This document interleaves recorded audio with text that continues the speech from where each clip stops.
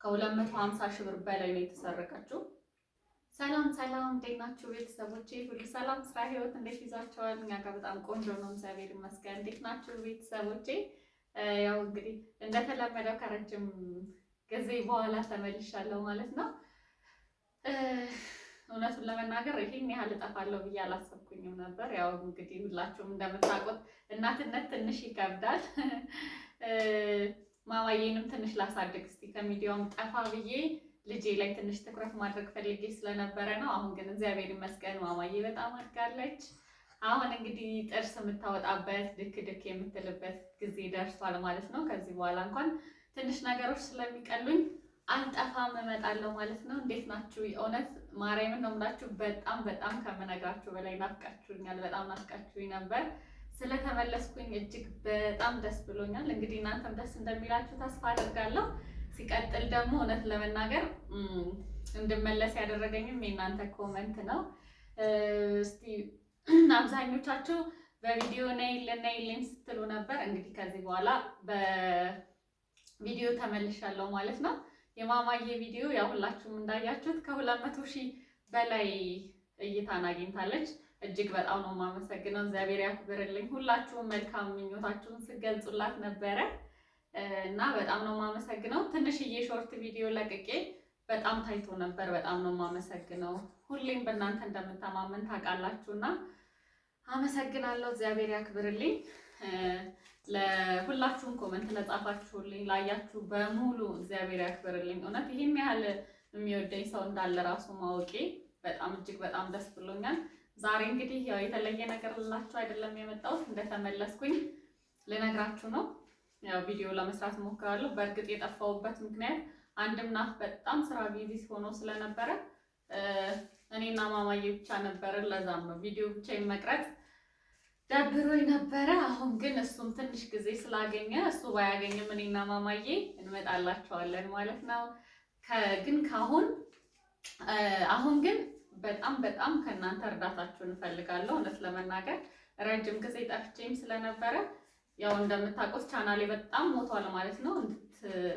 እንዴት ነው ሁላችሁም ሼር እያደረጋችሁ እንድታበረታቱኝ ከበፊቱ በበለጠ እርዳታችሁ ያስፈልገኛል እና እናንተ ስታዩ ነው እውነት ለመናገር ወደዚህም የመጣሁት ቪዲዮ በጣም ስለታየ ይሄን ያህል ነይ ስትሉ እሺ ብዬ እናንተን አክብሬ መጥቻለሁ ማለት ነው። እና አሁንም ቢሆን እኔ ቪዲዮ ከታየልኝ በጣም እበረታለሁ፣ ለመስራትም ሞራልም ይኖረኛል። ግን ያው ልክ ቪዲዮ በጣም ሲወርድ ሞራላችን ይሞታል። በቃ ሰው ማያይን ከሆነ ብለን እንትን እያልን ነው ምን ተወው ማለት ነው። እና እባካችሁ ሁላችሁም ቢያንስ እንኳን አንድ እኛን ማየት የሚፈልግ አንድ ሰው እንኳን ለ3 ለ4 ሰው ሼር ማድረግ ይችላል፣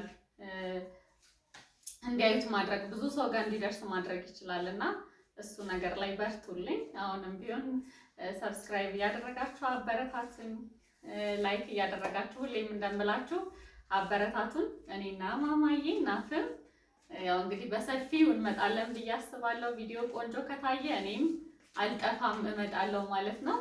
በተረፈ እንዴት ናችሁ? ምን አዲስ ነገር አለ? እና ውዶቼ ሰሞኑን አንድ ያጋጠመኝን ነገር ልንገራችሁ። በነገራችን ላይ በጣም ሌብነት በዝቷል አይደለም? እኔ በጣም ማለት ከአእምሯችን በላይ የሆነ ሌብነት ነው አሁን ላይ እየተሰራ ያለውና እስቲ ሁላችሁም ያጋጠማችሁን ሌብነት አይነት ሁላችሁም ኮመንት ላይ ጻፉልኝ። ምክንያቱም ሼር መደራረግ አለብን ብዬ ስለማስብ ነው። በተለይ እህቶቼ በጣም መጠንቀቅ አለባችሁ። ሀገር ውስጥም ከሀገር ውጭም ያላችሁ በአጠቃላይ ሴቶች ብቻ ሳይሆኑ ወንዶችም በጣም ሌብነት በጣም ስለበዛ በእናታችሁ እንደው በመብርሃን በጣም ተጠንቀቁ ማለት ፈልጋለሁ። እኔ ያጋጠመኝን አንድ ነገር ልንገራችሁ። ያው የኔም እንትን ስለሆነ ማለት ነው። ከ15 ቀን ምናምን በፊት ነው ይሄ ነገር የሆነውና በጣም የምወዳት አንድ ጓደኛ ነበረችኝ። ታውቋታላችሁ እናንተ እና አንድ ልጅ እንደዚህ ይተዋወቃሉ ማለት ነው። ከ2 ወር በላይ ነው ይሄ ነገር የተፈጠረው። ከ2 ወር በላይ በቴክስት ያወራሉ ማለት ነው። ከዛ በኋላ ልክ እንደዛ ሆኖ በአካልም ይተዋወቃሉ። ከዛ ልክ እንደዛ ረጅም ጊዜ ከፈጁ በኋላ መጨረሻ አካባቢ እንተዋወቅ ማለት ይሄ ቤተሰብ እንተዋወቅ የሚል ነገር መጣ ማለት ነው። ከዛ ያው ቅድሚያ እሷ እኔን ነበር ማስተዋወቅ የፈለገችው። እኔን አስተዋወቀችኝ። በስልክ አወራን ከልጁ ጋር። በቃ አሁን እኔ ሽማግሌ መላክ ነው የምፈልገው ምናምን ነገር አለ ማለት ነው። ጭራሽ እውነት ለመናገር ይኸው ምንም አይነት ጥርጣሬ አልነበረንም። መብርሃንን ነው የምላችሁ፣ በእናታችሁ በጣም ተጠንቀቁ። በመብርሃን ይሄን ያህል ነው ሰው ርቀት፣ በቃ ሌብነት በዚህ ያህል ነው እየረቀቀ ያለው። በጣም ተጨንቀው ተጠበው ነው ይሄንን ነገር እያደረጉ ያሉት እና እንደነገርኳችሁ 2 ወር ነው የፈጀው ማለት ነው። ከዛ በኋላ በስርዓት በስልክ ያወራሉ። ለቤተሰብ ንገሪ ተባለሽ፣ ሽማግሌ ሊላክ ምናምን ሁሉ ነገር አልቆ ከዛ በኋላ ያንን ሁሉ ነገር ከጨረሱ በኋላ እንግዲህ ሴቶች ትረዱታላችሁ ምን ያህል እንደ ውስጣችሁ እንደሚሰበር። ግን እኔ መጀመሪያ እኔን አስተዋወቀችኝ፣ ከኔ ጋር አወራን፣ በስልክ ከልጁ ጋር ሁሉ አወራን። እኔ ነኝ ደግሞ ያገፋፋዋት ሁሉ እንትን እንድትል በቃ ወደ ትዳር መግባት አለብሽ ምናምን ብላችሁ የምትመክሩት ነገር አለ አይደል?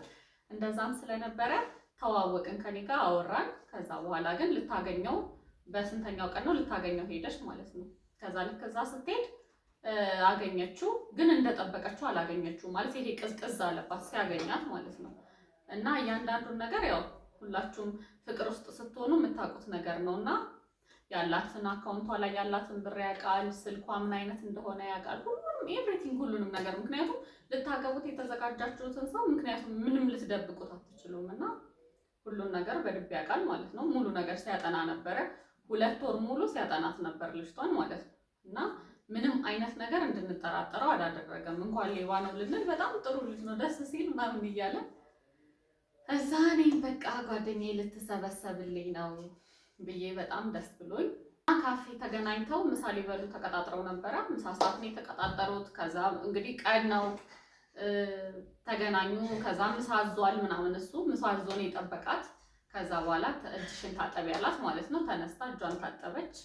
ከዛ እጇን ታጥባ ስትመጣ እሱ ስልኬ ከዘጋ መጀመሪያ ገና ታክሲ ውስጥ ሆና ስልኬ ከዘጋ በእንደዚህ አይነት ቁጥር ደውይልኝ ብሏታል ማለት ነው። እሺ ምናምን ብላ ሌላም ስልክ ይዛለች። ከዛ በኋላ ምን አድርጓል? ንግድ ፍቃድ ማስጨርሰው ነገር ስላለ ምናምን ብሎ በፖስታ የሆነ እንትን ይዟል፣ ፖስታ ይዟል። በቃ ማስጨርሰው ንግድ ፍቃድ ማስጨርሰው ነገር አለ ብሎ ማለት ነው። ከዛ በኋላ እሱን ይዟል። ከላዩ ወደ ስልክ ቁጥር ተጽፏል ማለት ነው። ከዛ ስልኬ እኮ ካርድ ጨረሰ፣ ቆይ ገዝቼ ልምጣ ምናምን ሲል ኧረ ችግር የለውም እኔ እልክልሃለሁ ትለዋለች ማለት ነው። በዛ መሀል ማማዬ አላስፈራለች። በዛ መሀል እንትን ቴሌብር ነው የምትጠቀመው እና ቴሌብሯን ስትልክ ፓስዋርዷን እየሸመደደ ነው አጠገቧ ቁጭ ብሎ ማለት ነው። ጭራሽ አላሰበችው እና እየሸመደደ ነው ለካ። ከዛ በኋላ ብሩን ላከችለት ማለት ነው። ከዛ ካርዱን ከላከችለት በኋላ ደግሞ ወይ ስልክ ይዘጋ፣ አምጪ ያንቺን ስልክ ስጭኝና ልደውል ብሎ ደወለ ማለት ነው። እያወራች ነው እሷ። እጅሽን ታጠቢ ብሏት ሄዳ ታጥባ መጣች። በዛ መሀል እጇን ታጥባ እስክትመጣ ቦርሳ ውስጥ የነበረውን ብር አውጥቶታል። በቃ በድብ ነው ያሰበበት ይሄ ልጅ ማለት ነው። ቦርሳ ውስጥ ያለውን ብር አውጥቶታል። ከዛ በኋላ ደግሞ ስልኳን ይዟል። ያው ፓስዋርዷንም ያውቃል። በቃ ሁሉ ነገር እጁ ላይ ነው ያለው ማለት ነው። ከዛ በኋላ እኔ እጄ ልታጠብ፣ በቃ እሺ እጄ ልታጠብ እኔ ብሎ እጁ ሊታጠብ ወጣ ማለት ነው። ብትጠብቀው ቀረባ። አስተናጋጇን ጠርታማ ምናምን ከኔ ጋር የነበረው ልጅ ምናምን ብላ ስጠይቃት እኔ እንጃ ምናምን ትላታለች ማለት ነው። በዛ መሀል ወጥተው ሲያዩት ልጁ የለም፣ ስልኳ የለም። ከዛ በቃ በጣም ደንግጣ ቦርሳዋን ስታይ ከቦርሳ ውስጥ ከ20 ምናምን ሺህ ብር ነበረ። ከሱ ላይ 200 ብር ብቻ ነው ያስቀመጠላት ለታክሲ ብሎ ማለት ነው። ብር ልታስገባ ነበር እየሄደች የነበረው እና ብር ልታስገባ እየሄደች ነበረ። በዛው አግኝተው ልትሄድ ነበር ሀሳቧ። ያ ብር አለ ቦርሳዋ ውስጥ። ከዛ ከ20 ሺህ ብር ላይ 200 ብር ብቻ አስቀርቶላታል ቦርሳ ውስጥ ማለት ነው። በቃ ልክ እሱን ስታይ በቃ እንደተሰረቀች ገባት። ግን በቃ ንግድ ባንክ ስለማትጠቀም ቴሌብር ስለሆነ ፓስዋርዷን ስለማያውቅ በምንም አይነት ነገር ብር አይሰረቅም አካውንቴ ላይ ያለው ብላ ነበር ያሰበችው ማለት ነው። ከዛ በዛ መሀል በቃ ብር አመጣላችኋለሁ ምናምን አለቻቸው እዛ ያሉትን። አይ አይቻልም ክፈይ ምናምን ሲሏት አጋጣሚ የሆነ ሰውዬ ነበረ። ከዛ ችግር የለውም እኔ እከፍልልሻለሁ ተረጋጊ፣ አሁን ግን ቶሎ ሄደሽ ባንክ አትዘጊ ምናምን ብለዋት ልክ ባንክ ቤት ስትሄድ አካውንቷ ላይ የነበረው ምንም ብር የለም ማለት ነው። እንደዚህ እንደምነግራችሁ አይደለም። ማርያም ጊዜው ስለሄደ በቃ በጣም ተረጋግተን ነው። እኔ ራሴ በጣም ደንግጫለሁና ከ250 ሺህ ብር በላይ ነው የተሰረቀችው። 250 ሺህ ብር ቀላል አይደለም። እሷ ያንን 250 ሺህ ብር ለማምጣት ምን ያህል ጊዜ እንደፈጀባት እሷና ፈጣሪ ናቸው የሚያውቁት። እሱ ግን በጣም ባጭር ጊዜ በ2 ወር ውስጥ ያንን ማድረግ ችሏል ማለት ነው። እና በእናታችሁ ባካችሁ እንዲሁ በማርያም በጣም ተጠንቀቁ። ሌብነት በጣም በዝቷል። እኔ በጣም ነው ያዘንኩት። መብራንን ይሄን ያህል በዚህ ልክ እሷ ቤተሰብ ጋር ተናግራ ቢሆን ብዙ ነገሮች ነው የተበላሹት። ምክንያቱም ሁሉም ነገር ያለቀ ነገር ስለነበረ ነው የምላችሁ። ስለ ጋብቻ ሲወራ ነው ሁለት ወር የሆነው ትውውቃቸው የቆየ ነው ልላችሁ ፈልጌ ነውና እባካችሁ ሴቶች ተጠንቀቁ። በምን አይነት መንገድ ሌብነት እየመጣ እንደሆነ በጣም ከባድ ሌብነት ነው ያለው። በተለይ ደግሞ ቲክቶክ ላይ እንኳን ብዙ ነገር ማመን እንደሌለብን ያው ግልጽ ነው። ምክንያቱም እንትን እንደዚህ አምጣሻለሁ እንትን እንደዚህ ብዙ ብር ነው የሚሰረቀው። እሱም ሌላ ታሪክ ነው እና ተጠንቀቁ። እናንተም ያጋጠማችሁ ሌብነት ካለ በኮመንት አሳውቁኝ። እና ደግሞ እጅግ በጣም ነው የምወዳችሁ፣ በጣም ነው የማከብራችሁ። እግዚአብሔር ያክብርልኝ። ሁሌም እንደምላችሁ ላይክ ሼር እያደረጋችሁ ቪዲዮን ከወደዳችሁት ላይክ ማድረጋችሁን እንዳትረሱ። እኔም ማማዬም ናፍም በሰፊው እንመጣለን። ያው አሁን የሁላችንም ጾም ነው። እንኳን አደረሳችሁ ማለት እፈልጋለሁኝ። የእስልምና እምነት ተከታዮች በሙሉ እንኳን ለጾም በሰላም አደረሳችሁ። እየተጠናቀቀ ነው። እንዲሁም የክርስትና እምነት ተከታዮች በሙሉ ጾሙ እንዴት ነው? እንዴት እያለፈላችሁ ነው? አሁን እኩለ ጾም ላይ ነው ያለ ነው እና እንኳን አደረሳችሁ። በቅድሚያ በዓሉም እንግዲህ ወደፊትም በዓሉ የሰላም የጤና ይሁንልን፣ በሰላም በዓላችን ይምጣልን።